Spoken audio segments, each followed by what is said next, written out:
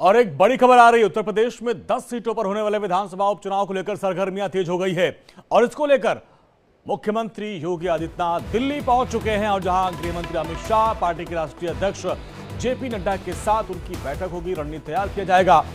इस बैठक में मुख्यमंत्री के अलावा दोनों डिप्टी सीएम भी शामिल होंगे और साथ ही बैठक में यूपी बीजेपी के अध्यक्ष भूपेंद्र चौधरी, प्रदेश संगठन महामंत्री धर्मपाल भी हिस्सा लेंगे। अभी तक चुनाव आयोग की तरफ से उपचुनाव की तारीखों का ऐलान नहीं किया गया है, लेकिन सियासी पारा चढ़ने लगा है उत्तर प्रदेश में। सूबे की सत्ता पर काबिज भारतीय जनता पार्टी, समाजवादी पार्टी मुख्य रूप से आमने सामने नजर आ रही है और राज्य की करहल, मिल्कीपुर, कटेहरी, कुंदरकी, गाजियाबाद, खैर, मीरापुर, फूलपुर, मझवा और सीसामऊ पर सीट पर उपचुनाव होना है। समाजवादी पार्टी इसमें से 5 सीटों पर जीत थी। उस वक्त आरएलडी और निषाद पार्टी की एक सीटें थी, जबकि बीजेपी को 3 सीटें उस वक्त मिली थी। लेकिन लोकसभा चुनाव में जिस तरीके से समाजवादी पार्टी ने बीजेपी को सबको चौंकाया, उसको देखते हुए समाजवादी पार्टी उत्साहित है और मुख्यमंत्री योगी आदित्यनाथ के लिए ये अग्नि परीक्षा मानी जा रही है। बीजेपी ने 9 सीटों के लिए कुल 27 नाम का एक पैनल तैयार किया है और जिस पर आज इस बैठक में फाइनल मुहर लग सकती है और माना जा रहा है कि सहयोगी दलों के लिए भी सीट दी जा सकती है और उसको लेकर आज चर्चा की जाएगी। सूत्रों के मुताबिक बीजेपी आरएलडी के लिए मीरापुर सीट छोड़ सकती है। खैर की सीट आरएलडी मांग कर रही है, बावजूद बीजेपी देने को तैयार नहीं है। बीजेपी की सहयोगी पार्टी निषाद पार्टी भी इस उपचुनाव में 2 सीट मांग रही है, कटहरी और मझवा। निषाद पार्टी चाहती है। दरअसल पिछली बार कटहरी सीट निषाद पार्टी के उम्मीदवार ने लड़ी थी, जबकि निषाद पार्टी के उम्मीदवार को भाजपा ने मझवा सीट से अपने सिंबल पर लड़ाया था और इसी आधार पर संजय निषाद ये दोनों सीट उपचुनाव में मांग रहे हैं। और हमारे सहयोगी आयुषी हमारे साथ जुड़ रही हैं। आयुषी, मुख्यमंत्री पहुंच चुके हैं, क्या अपडेट है और कब तक बैठक होगी?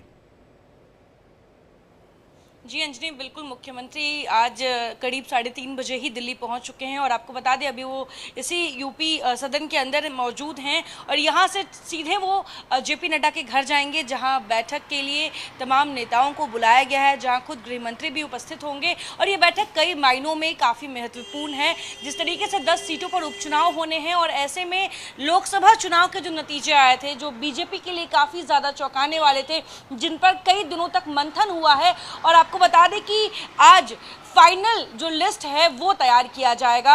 मौजूदगी मुख्यमंत्री की होगी।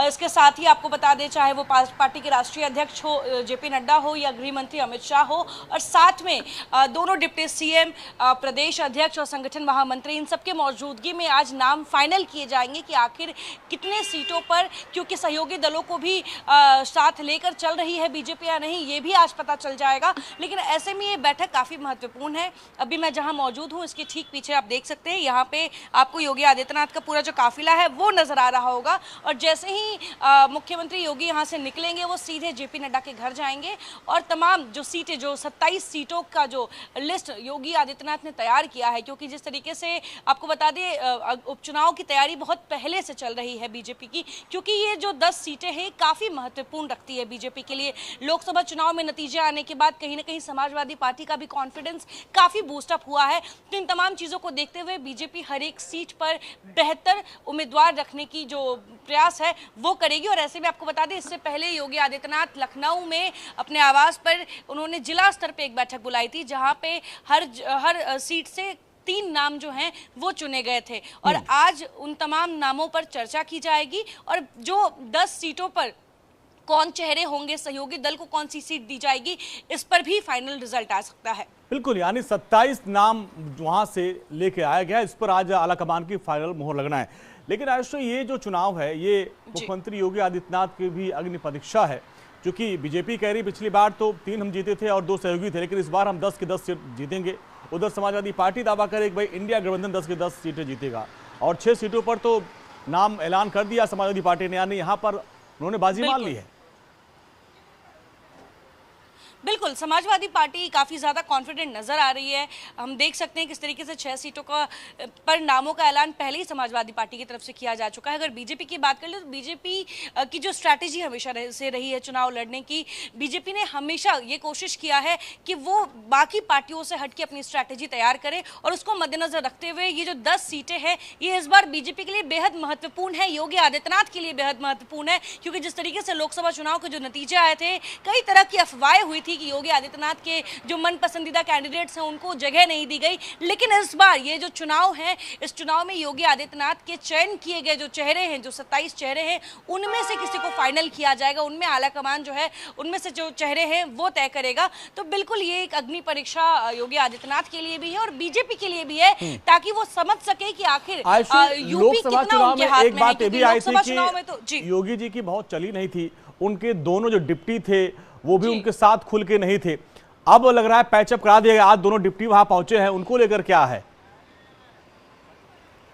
जी बिल्कुल, अगर बात कर ले ब्रजेश पाठक जी की और केशव प्रसाद मौर्य जी की, तो समय समय पर ये खबरें आई हैं कि चाहे वो केशव प्रसाद मौर्य कभी कोई ऐसा कार्यक्रम रखते हैं जहां पे मुख्यमंत्री इनवाइटेड नहीं होते हैं, कोई ऐसी बैठक हो जाती है जहां मुख्यमंत्री की उपस्थिति नहीं होती है, और जिस तरीके से केशव प्रसाद मौर्य दिल्ली आते हैं अमित शाह से मुलाकात करने के लिए, जेपी नड्डा से मुलाकात करने के लिए, जबकि वो बैठक 3 दिन पहले ही दिल्ली में लखनऊ में हो चुकी होती है, तो वो भी कई तरह के सवाल खड़े करते थे और करते आए हैं कि आखिर योगी आदित्यनाथ की गैर मौजूदगी में जो पार्टी में इतनी एक्टिविटी हो रही है, आखिर क्या मुख्यमंत्री की वहां उपस्थिति जरूरी नहीं थी।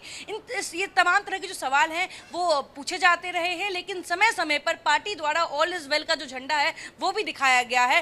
और ये चुनाव एक अग्नि परीक्षा पूरी बीजेपी के लिए, पूरी यूपी इकाई के लिए है कि आखिर क्या ऑल इज वेल है, क्या जो दोनों डिप्टी सीएम चलिए आयुषी, बहुत बहुत शुक्रिया। इस खबर पर आप नजर बनाए रखिए, अपडेट के लिए आपके पास आएंगे, क्योंकि थोड़ी देर बाद बैठक होने वाली है। अब देखना ये होगा कि वहां से किन किन उम्मीदवारों के नाम का आज ऐलान होता है। रुकते हैं छोटे से ब्रेक के लिए, ब्रेक के बाद भी खबरों का सिलसिला लगातार जारी है।